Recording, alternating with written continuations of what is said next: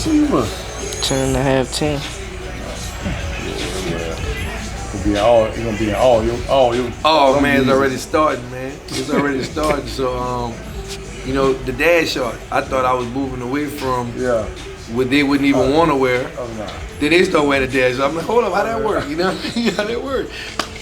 My sole thing to do is not to look like him, or not to dress like him, or not to be in there.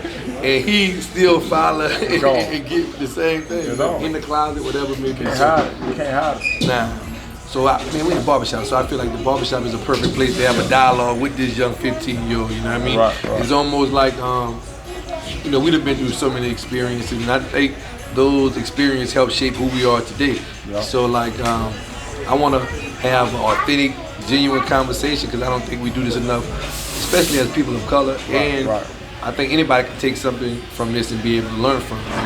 I want you to have a dialogue with because it's almost like a nephew to you. I look at your kids the exact same way, whether we're around each other a lot or not. That's how I think of it in my mind. I say we need to be around each other more. So that's the plan moving forward. But I just want you to give some type of feedback, some type of advice on, your 15-year-old self. You know what I mean? Ninth grade. You're in that high school, you're trying to find yourself, who you are, what are some things you're looking for, what are some things you experience through those times. Right, and I think right now, ninth grade, that's a pivotal point in all of our lives. You leaving middle school, now you're in high school. More importantly, man, it's about the people who you surround yourself with, because now is the time where you can either be pulled one way or another, and I always tell everybody, I'm like, when you hit that 13, 14, 15-year-old age, that's when life really starts. And good thing he has examples, you know what I mean? He got you around him, a father figure, not only an NFL player, but an excellent father. And you've been through all the ups and downs that you already know he's gonna do it one way or another. And you're able to talk to him and pretty much get him the front forth of what to expect. You can never live life for him because he got to figure that out on his own. But you can also guide him along the way. If he asks questions. See, I think the thing that these guys have now that's such a huge advantage is they have fathers that speak to them. Like, as amazing as my dad was to me, my dad may talk to me about certain things, but it wasn't everyday dialogue going on in the house. For the most part, they figure, okay, they see, they watch, they observe, okay, he got it. And more times than not, we did have it, but it's always good to have that ear. It's always good to have that voice in your ear, and you can always relate to, Dad, I got this here coming up, what you think about this? And, what do you think about this situation? And right now, what's happening in our society today, there's so much going on in the world that we weren't really exposed to.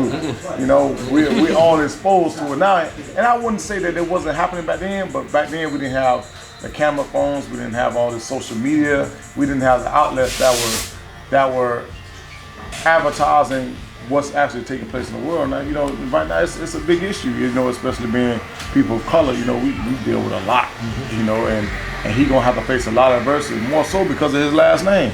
You know what I mean? And it's coming. It's coming, whether it's from family, whether it's from outsiders, it's coming. And he don't have to live in your shoes, but his blood do run through your veins. So it's in him. Greatness is in him. His father was great, mama was great.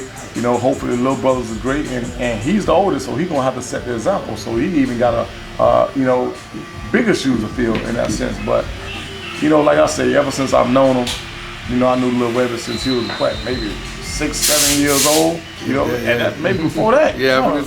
But way before that actually. So he's always been the same kid. He's always been a memorable kid, always been a quiet kid. But at the same time, I see something in his eyes. I see hunger in his eyes. He want to be great. He got great role models to look up to. And a kid like that, you kind of just let him run his course because it ain't really too much you need to say. I think when you have kids in certain situations, maybe you need to talk more, maybe you need to talk less. I think in his situation, he's good because I know he's getting it at home. And I know he gets it and he understands. Just from us talking in the kitchen, I see what resonates with him and what don't. You see what I'm saying? Like I pay attention to all that stuff and he get it. Certain little things I say, he'll smirch. I'm like, he understands that.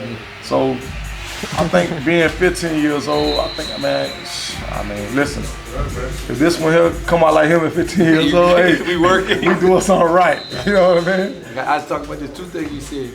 I just think that during that time, our parents, same way, I think my dad is my everything, you know what I mean? Great father, but it still wasn't an everyday dialogue, you know what I mean? Not like we're doing right now. It's not that everyday dialogue. And I think that because maybe it was working, it was trying to provide a way, just whatever the case may be, no reason behind it, you know what I mean? And then you talked about today's society with social media. Things was happening, but us, if I was in Bastrop, I didn't know what you was doing in your hometown. You know what I mean? Nowadays I do. Like nowadays, if I want to know what's going on in China, I can click a thumb and I know exactly what's going on. So I think it's blending and it's meshing. You know what I mean? And that's what they got to differentiate. Because to me, culture ain't just culture anymore. It's everything. You know what I mean? You can just click a button and know what's going on in California, what's going on in Miami. And you don't necessarily have to be there to experience it. I had to meet you to understand, what was going on there, man? What was this like? What was that? It's not like that anymore. But you also alluded to, like, friends. People pulling you. What's the difference? Two-part question. Picking a good friend, having a bad friend. How to know the difference between those in your perspective. Like, for example, and I can only go back to, my stories. I had one of my best friends, Jarvis, growing up. One of my best friends, Marcus Hudson, growing up. Jarvis ended up going to Rutgers University, and Marcus ended up going to NC State. And we competed. And when I say we competed on every level. Schoolwork, we competed. Test scores, ACT, SAT, we competed. Running, we competed. Everything we did, we made it very, very competitive. And, I think that when you have guys, and they don't necessarily have to be a basketball player, they don't necessarily have to be a football player, but I think when you have guys that can relate to you and can relate to your story, and more importantly, relate to your mindset and where you're trying to get to, and I make it real simple. Either they're an asset or they're a liability. If they're an asset, they're going to try to help you get to where you want to get to. If they're a liability, you may want to go work in the gym or maybe, read a book or, give a little extra work to your homework, and those guys are like, man, let's go do this, that, and the other. Nah, they ain't on your same page. And it's gonna happen sometimes even with the friends that are in your corner, Y'all might be on different pages, but for the majority of the time, if they helping you get to the level where you wanna be, which is to be great, because you got the answers now. Like, we didn't have those answers back then. Like, when we played football when we were 15 years old, we was just balling because we was just balling. It was fun for us. But you have the regimen, you have someone who's played at a prestigious college. You have someone that played on the highest of highest levels when you talk about NFL. So you have the pedigree. Is all about the work you got to put into it, because no matter how great your daddy was, no matter how awesome you was a football player, All-American this, All-American basketball, he can't make you do nothing. He can't take everything that's in him and put it in you. You're gonna have to work. You're gonna have to work harder than he ever did. Because that's just the way it is. In today's society, these kids are so advanced. Everybody is elite because they have the products to be elite. But when you're talking about friends, it's easy to decide. Either you're with me or you're not. You want to help me be great, or we're gonna help each other be great, or not. And if they're not on that same page, it's cool. You can always dap them up. When you see them out, you can hang with them a little bit, have a good time. But on an everyday level, we ain't on the same page, man. Like, I'll holler at you. I say this too. You got this. You sitting down right now with a legend. You understand that? Legend, great in more phases than one. Football, basketball, college, NFL, He's a legend, a true legend. So you get to learn from those guys. You get to pick their brain, ask them questions. That's also elite type stuff, because everybody don't have that. Everybody don't have access to that. So with that being a resource, you gotta take that and be grateful for that. Moving on from friends, like, what's the best part about being a teenager? Because there's a lot of distraction now. You got social media, you got YouTube. You talked about some of that earlier, but what was just the best part about you being a teen? I would have to say the best part about me being a teen is just being carefree and understanding, knowing what you got. Like, always knew, okay, like, I'm pretty good at football. Like, that's what I do. Like, that's what I'm real good at. And you know that you're good at it and you want to excel at it. But more importantly, just being yourself and having fun. Because that's what it's all about. No matter how good you are in basketball, no matter how good you are in football, you know, one, you want to listen to your mom and daddy always. Like, that's number one. Two, you want to always make sure you respect your elders, no matter who it is. You know, it could be a stranger on the corner, it could be a bum on the street. You always respect your elders. That's going to take you a long way in life. Three, the schoolwork always comes first before anything else, because without that, you ain't going nowhere anyways.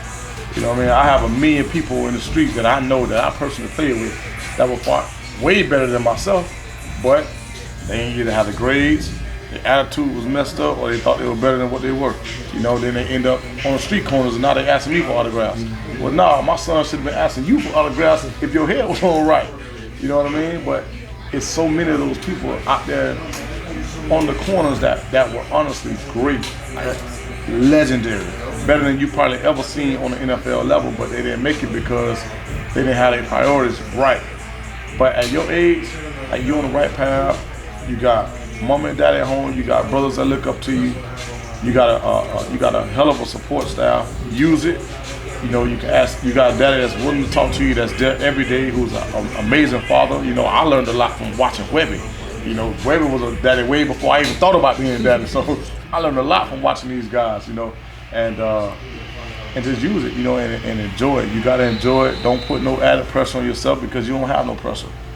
You know, you don't have no pressure. You don't have no shoes you gotta fulfill. You know, you live your life and your life only. But make sure that life, you want to do that to the best of your abilities. Whatever life circle is gonna take you in, make sure you want to do that to the best of your abilities. Like this dude here, you know, that's been my homeboy, one of my best friends since we were 15 years old. He was always a good barber, but I made him a better barber because of my eyes. So I would come in, he would cut my hair, we'd be in the barber shop. I'm like, nah, you know, what about this corner right here? And you know, what about this corner right here? So I can see it, I just can't do it. Yeah. You know what I mean? I need his hands to do it, but I can see it. But to this day, that's why, in my eyes, you know, one of the best barbers I've ever seen. And not because that's my homeboy, it's because I know his work and I know that he's a perfectionist. So any phase, you know, you 15, enjoy life, live life. You know, you got a lot of tools around you. You blessed. You know what? Like, you didn't grow up how me and Weary had to grow up, but in the same time, you still humble. You know, you still know your foundation. You still know right from wrong. You still see somebody. You know, yes sir. You know, no ma'am. Whatever the case may be, because I know your daddy gonna teach you that. I know. I don't even have to know it, and I know he taught you that because I know how he is. So, you know, at the end of the day, you're 15, live life, have fun, and when it's time to grind. And however it turn up, it's how it's gonna turn up. You know, your mom and daddy gonna support you regardless.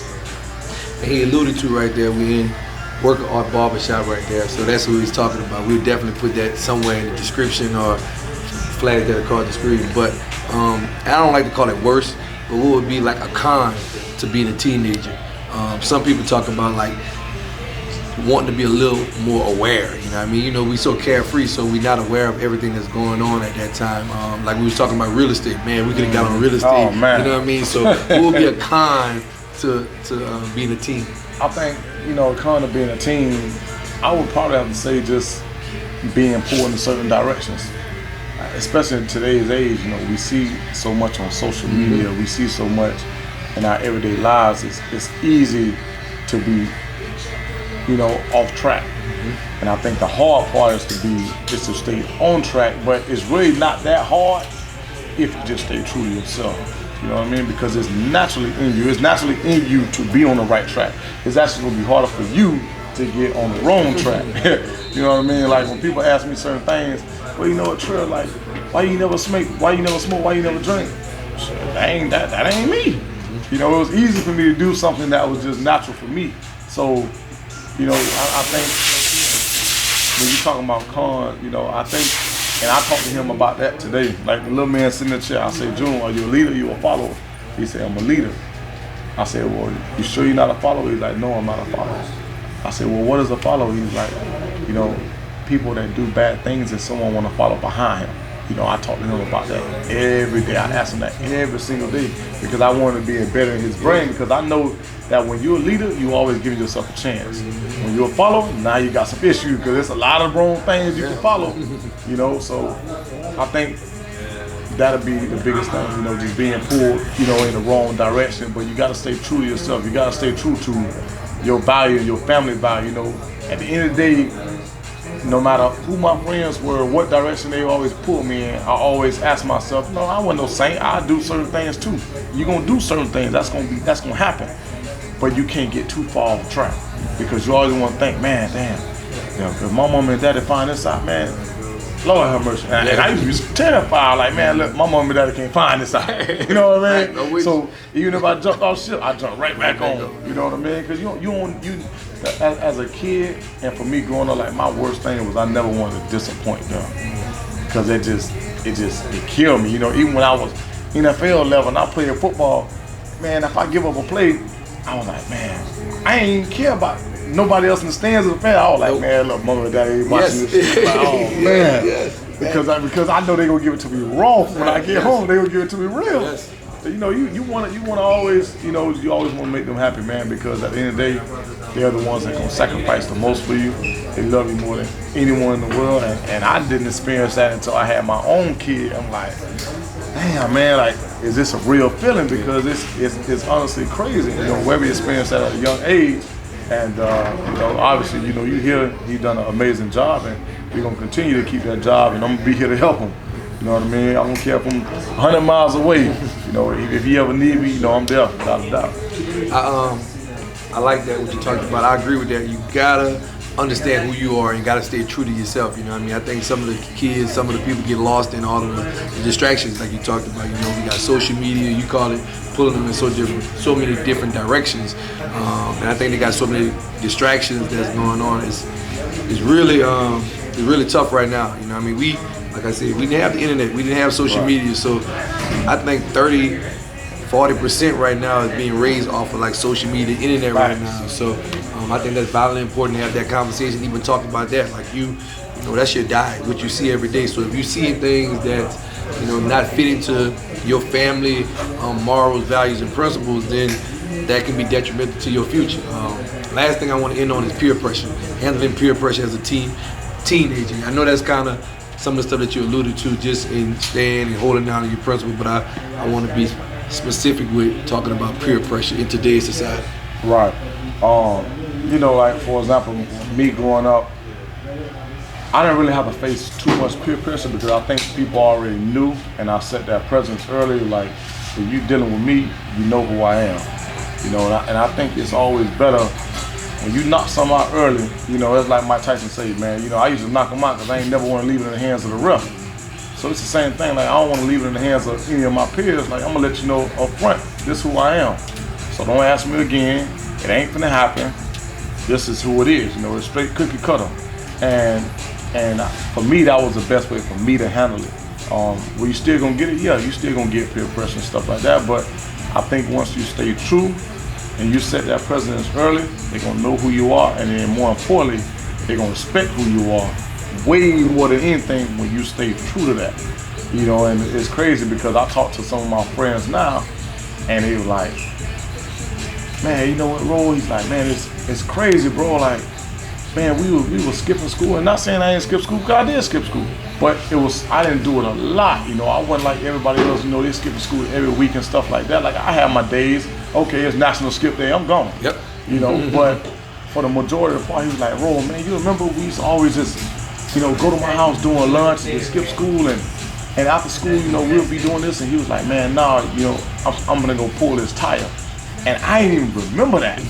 I didn't remember that. I'm like, damn, he was like, bro, like, he say, man, you always had the mindset, like, you just always did your own thing. You was always on your own speed. And I never looked at it that way back then. I was looking at it, I'm just gonna go pull a tire. Doing me. I'm just doing me. But as I got older, because he had some adversity, he had a lot of peer pressure. He got into drugs and stuff like that, and that's not even who he was, because I know that's not how he was raised. But he was like, man, like, you always had a strong mindset. Like, you never let anyone deter you one way or another. Like, you always stayed true to who you were. And I think when you set that early and you let them know, look, man, like, I'm Webby, man, like, you know, this is what I am gonna do, this is what I am gonna do, this is what I'm not gonna do. And I'm gonna stay true to that. You know, that's not saying you can't go out the box and experience different things, because you are, and it's gonna happen. But like I said, when you stay true to yourself and you know who you are, that peer pressure is really not gonna phase you, because you already know who you are. And that's in a nutshell, you know. I appreciate it. I ain't gonna hold you no more. Like I said, you a king. I look up to you. You know what I'm saying? I like to give people their flowers while they're here. You know You got to. You got to. You know what I mean, it's too short. You never know. Yeah. So you're a king. You're a legend. You did great on the field, in the classroom. You know, the complete circle. You a great father, amazing father right now as well. Continue to hold up. Do you have anything? Because I can tell you one thing. At 15, they stop talking to us when they get to that. Get to that age. You know, when they're young and they're so beautiful right there, they got it. But when they get a little older, they stop talking. You know what I mean? We got to pull it out of them. So, you got anything you want to ask or add? We did it good. Yeah. So I appreciate you 2-6, man. Oh, for giving man, it to us, man. Know. My babies, man. Appreciate you for living it, listening I again. remember him when he was your age. And he won the Super Bowl with Daddy. Remember the Super Bowl I was telling you about? So he better be coming to see me more often. I'm gonna need some Christmas gifts and stuff, birthday gifts. You gifts. come see him, so we're gonna get in a plane to go see him, okay? Alright? Oh, you wanna play shy now, right?